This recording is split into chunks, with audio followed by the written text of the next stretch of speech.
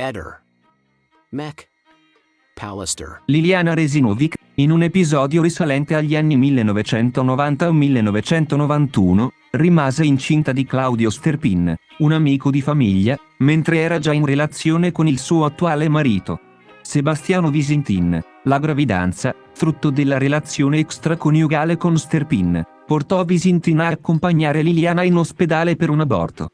Questo fatto emerge da un'intercettazione ambientale datata 5 marzo 2022, nella quale Visintin, parlando con un interlocutore non specificato, rivela questo delicato episodio del loro passato coniugale.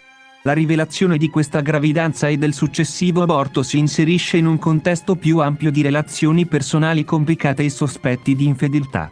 Come evidenziato dalle dichiarazioni di Gabriella Marano, consulente della famiglia Resinovic. Marano sottolinea come Visintin fosse consapevole delle frequentazioni di Liliana con Claudio, citando come prova il fatto che Liliana andava a stirare le camicie a Claudio. Fatto confermato da testimoni in conversazioni avvenute nell'agosto del 2021. Questi elementi, uniti alla documentazione sanitaria dell'aborto contenuta negli atti, indicano che Sebastiano non poteva ignorare il legame tra Liliana e Claudio. Ulteriori indizi della relazione extraconiugale emergono dall'analisi informatica, che ha rivelato una consistente quantità e qualità di contatti tra Liliana e Claudio, confermando le ipotesi di un'intimità tra i due. Inoltre, durante la stessa intercettazione ambientale, Visintin esprime preoccupazioni riguardo delle foto che ritraggono Liliana e Claudio insieme, evidenziando che queste fotografie, definite parecchie, si trovano negli hard disk sequestrati. Questa preoccupazione suggerisce la presenza di prove tangibili della loro intimità, le quali potrebbero avere un significativo valore probatorio all'interno dell'indagine. Visintin ammette di non aver mai rivelato l'esistenza di queste foto nemmeno al suo avvocato, il che sottolinea la delicatezza delle informazioni e il potenziale impatto sulla dinamica familiare e sulle indagini in corso.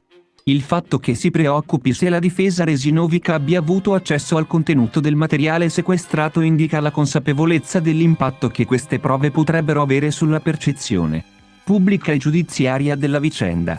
In sintesi, il caso si dipana attraverso rivelazioni e prove che evidenziano una complessa rete di relazioni personali, segreti e sospetti che si intrecciano ai procedimenti giudiziari, delineando un quadro di fedeltà, infedeltà, e le conseguenze personali e legali che ne derivano. La sera stessa in cui Quarto Grado parlò di segreto, qualcuno mi chiese di che si trattasse nei commenti e io anticipai che mi risultava una gravidanza con Sterpin. A qualcuno ha fatto comodo credere a Sebastiano che fosse un'altra cosa, ma i fatti ora dimostrano che era proprio quello che dicevo io. In riferimento a questa vicenda, Sebastiano fece esplicitamente un altro nome e incredibilmente Covalero fece lo stesso nome. Ora, o Covalero aveva creduto a Sebastiano o i due ancora una volta dovevano depistare. Ehi, non dimenticare di iscriverti a questo canale.